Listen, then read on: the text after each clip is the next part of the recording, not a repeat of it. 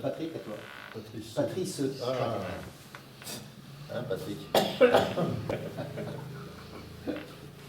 Bon, la transition ne va pas être trop difficile parce que je vais essayer de montrer en peu de temps que, en fait, le souci humaniste vis-à-vis de la protection sociale et de la santé a traversé les âges et les lieux, et qu'en fait la sécurité sociale, c'est un point d'aboutissement, effectivement, d'une préoccupation à caractère universel. Alors, je vais remonter assez loin, excusez, mais je remonte à l'Antiquité. Un certain Théophraste, en 288 avant Jésus-Christ, mentionne dans un de ses traités, je n'ai pas été vérifié, mais je le crois, il existait chez les Athéniens et dans d'autres États de la Grèce des associations avec une bourse commune que les membres alimentaient par le paiement d'une cotisation mensuelle.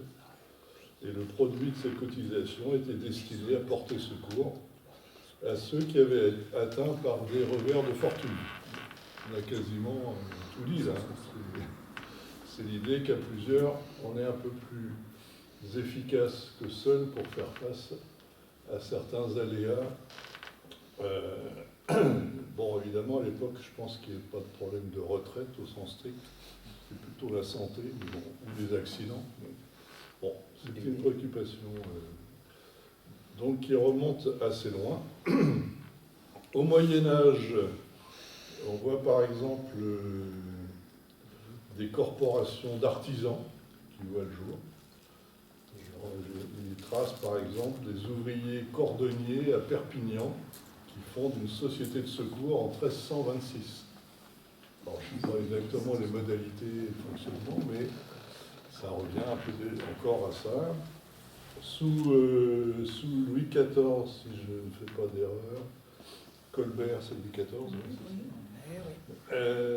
on a l'instauration d'une première caisse de retraite pour les équipages de la marine royale. Voilà. Et qui sera étendue après à des militaires et à d'autres fonctionnaires.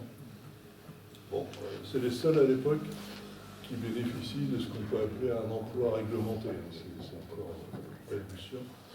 Alors je fais un saut très rapide, bien sûr, parce que pour arriver au XIXe siècle, avec les fameuses sociétés de secours mutuels, qui étaient des sociétés voilà, d'humanisme concret, qui étaient liées à des corporations.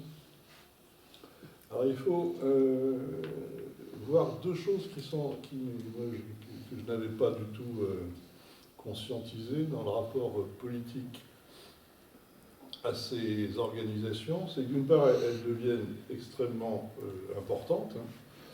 Elles arrivent, je suppose, dans l'idée post-révolutionnaire, bien sûr, et tout le long du XIXe siècle. Et en 1814, donc l'aboutissement, il y en a plus de 180 en France. En 1847, il y en a 1280 dans tout le pays. Et ça assure en quelque sorte, si le terme est bon, plusieurs millions de personnes. Donc ce n'est pas un phénomène résiduel du tout. C'est une société de secours. Les corporations s'organisent pour apporter assistance mutuelle en cas de problème. Mais un rapport de force politique né à cette époque-là, qu'il faut bien avoir en tête, c'est que la classe dirigeante bourgeoise, donc issue aussi de la Révolution, craint que ces caisses de secours servent de caisses pour préparer des grèves. Donc il y a la fameuse loi Chapelier, qui est de 1791, qui interdit les associations entre personnes d'un même métier ou toute coalition ouvrière. Et il y a donc un rapport de force qui s'établit entre les ouvriers qui ont bien conscience qu'il y a une nécessité d'ordre humaniste d'organiser la solidarité vis-à-vis des aléas, et le patronat bourgeois de l'époque qui se dit attention, à travers ça se prépare peut-être des caisses de grève. qui permettrait. Et donc il y a, d'un point de vue juridique, un conflit entre ce qu'on peut appeler la liberté de travail, alors il faudra peut-être mettre des guillemets, et la liberté d'association. Et je pense que ce conflit idéologique, pratique, juridique, est loin d'être clos. Il est toujours sous des formes différentes présentes. Alors je ne résiste pas au plaisir de lire quelques lignes, alors vous connaissez sûrement, hein, c'est célèbre, et c'est encore utilisé par la CGT dans ses formations sur la Sécu, quelques lignes d'une charte des ouvriers gantiers de Grenoble. On n'a jamais bien compris le but de notre institution que l'on a trop souvent assimilé au bureau de charité. Là, on est en 1820. Chez nous, au contraire, le secours que la société accorde sont des droits acquis. Tous les sociétaires peuvent être à la fois obligeants et obligés. C'est une famille qui réunit en commun le fruit de ses labeurs pour pouvoir s'entraîner mutuellement. Ce sont des frères qui tendent les bras à leurs frères. Les droits sont égaux. Nulle autre différence que celle des malheurs. Celui qui se trouve favorisé par la fortune peut s'en voir abandonné.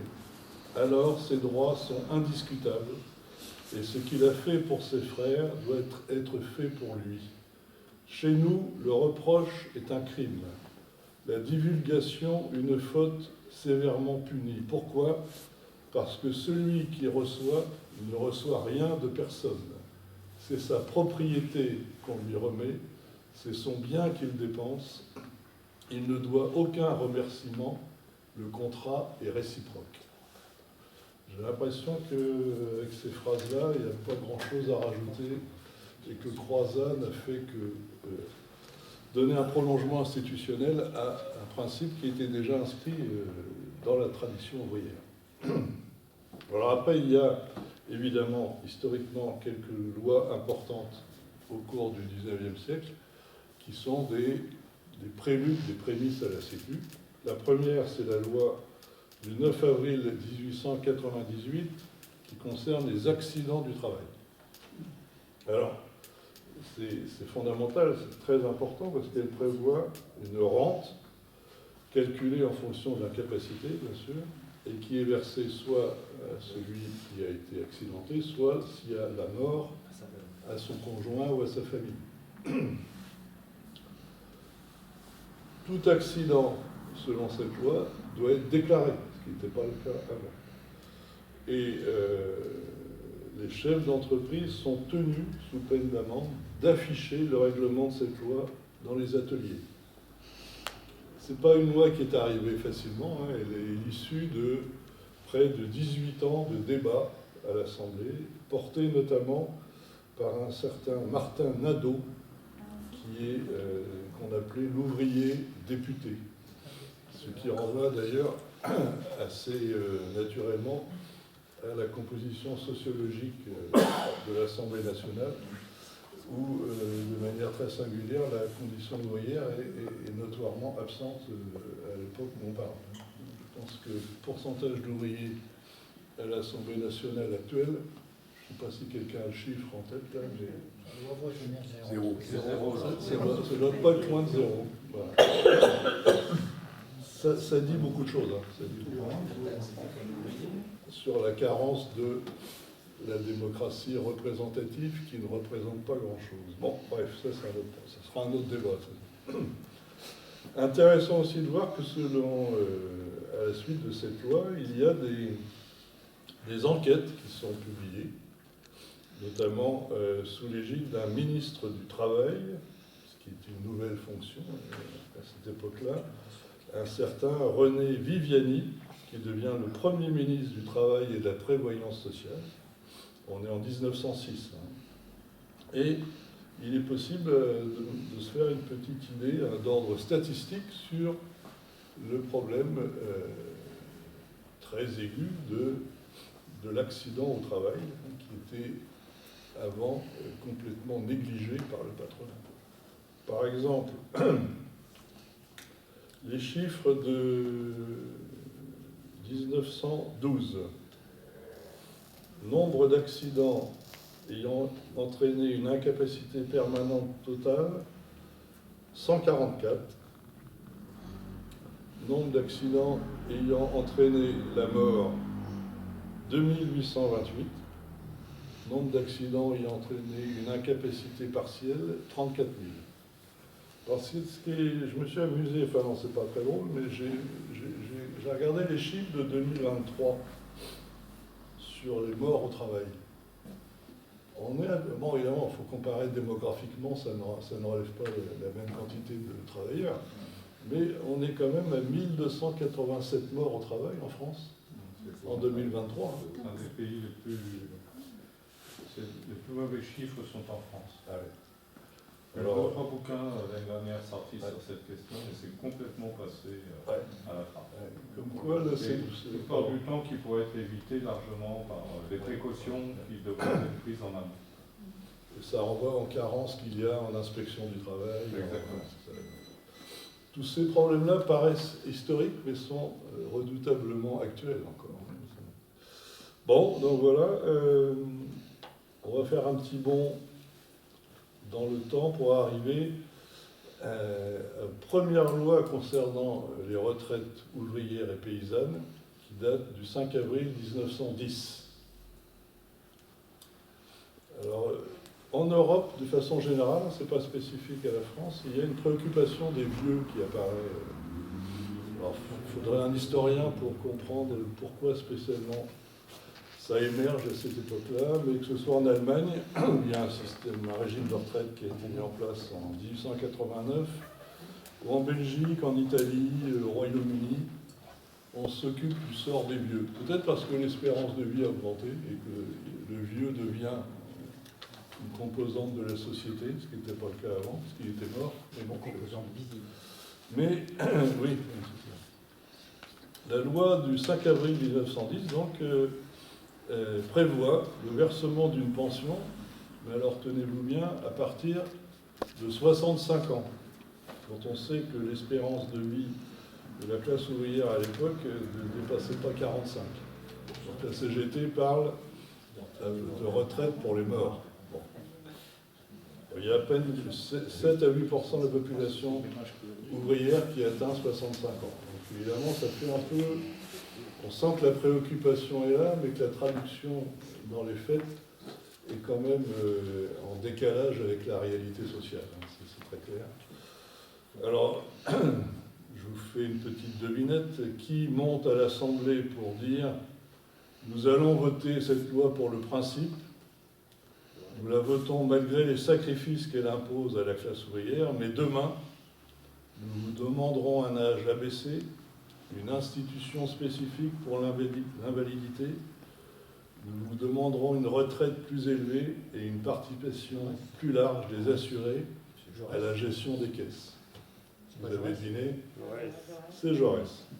Et bien sûr, Jaurès pense à la loi de 1905 comme une façon d'unifier la classe ouvrière qui était scindé sur la question religieuse, mais il a en tête, dans la perspective de l'évolution révolutionnaire, comme il appelait sa stratégie politique, 3 grandes lois sociales. Donc 1905, pour lui, c'est un préalable.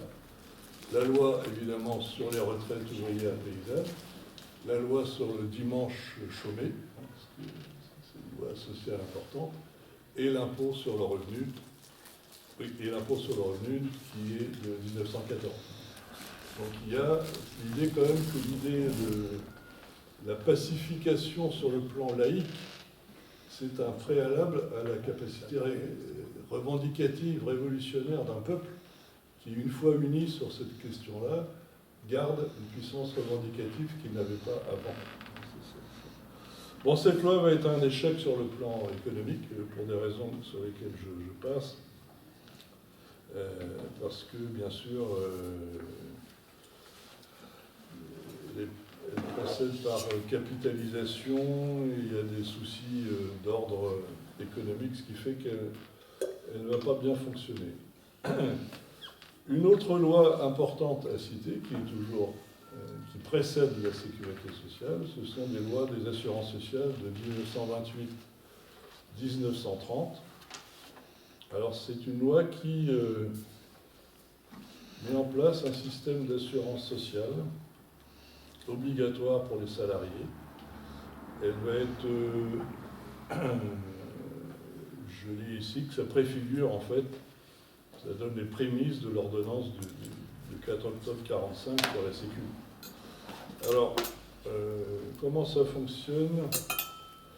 Alors les risques là qui sont couverts par cette loi sont plus étendus. C'est des risques de maladie, d'invalidité, de décès, liés aussi à la maternité et au chômage involontaire par manque de travail.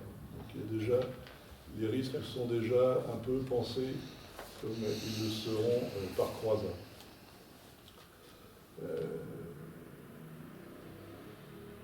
Bon, là aussi, il va y avoir des problèmes d'ordre économique, c'est que elle prévoit, cette loi, des pensions proportionnelles au salaire des cotisants. Ils pouvaient aller jusqu'à 40% du salaire, mais ouvertes à l'âge de 60 ans et après 30 années de cotisation. Donc les premières pensions à taux plein, dans l'idée, on est en 1930, ne pouvaient être versées qu'à partir de 1960. C'est une loi qui va être, bien sûr, imparfaite, incomplète, et devra être repensée par Croizat au lendemain de la guerre. Il y a début à cette date-là aussi de l'idée d'allocation familiale. Je ne développe pas parce que mon temps est compté. Et que je voudrais aborder pour finir deux lois sociales qui sont venues en 1936, alors qu'on peut, à mon avis, intégrer dans la protection sociale. C'est l'amélioration de la condition ouvrière et de la condition salariale. Alors, c'est les fameux accords de Matignon de 1936 qui portent essentiellement sur les relations collectives dans le monde du travail. Donc, il y a l'instauration d'un délégué du personnel, confirmation des libertés syndicales, augmentation des salaires, et puis, bien sûr, deux grandes avancées sociales qui vont être complétées par la suite, les congés payés. Il y a 15 jours de congés payés en 1936. Il faudra attendre 56 pour la troisième, il faudra attendre 69 pour la quatrième et 83 ou 84 pour la cinquième. Et puis la semaine de 40 heures, qui est donc produit sous le Front populaire en 1936. Et voilà donc l'embryon des lois sociales qui baignent quand même le climat politique. Donc Croizat n'a pas tout inventé. Il part d'un socle, comme je rappelais André tout à l'heure, d'un socle qui avait été pensé. Je voudrais évoquer juste pour finir. C'est lui, c'est pas moi. Tu m'accordes une minute. Alors, c'est pas pour terminer sur un sujet très polémique, mais ouais, il y a une période de l'histoire que je trouve chargée en paradoxe. C'est le Vichy. Parce qu'il y a une dimension sociale indéniable dans le gouvernement de Vichy. Et il y a en particulier, bon, il avait prévu une constitution, vous savez, Pétain, qui prévoyait le droit de vote des femmes, par exemple. Et puis, il y a la séparation, dans le cadre de Vichy, d'une retraite par répartition. Alors j'ai l'impression que chez les historiens et chez les politiques, il y a une forme d'omerta sur la pensée sociale de Pétain.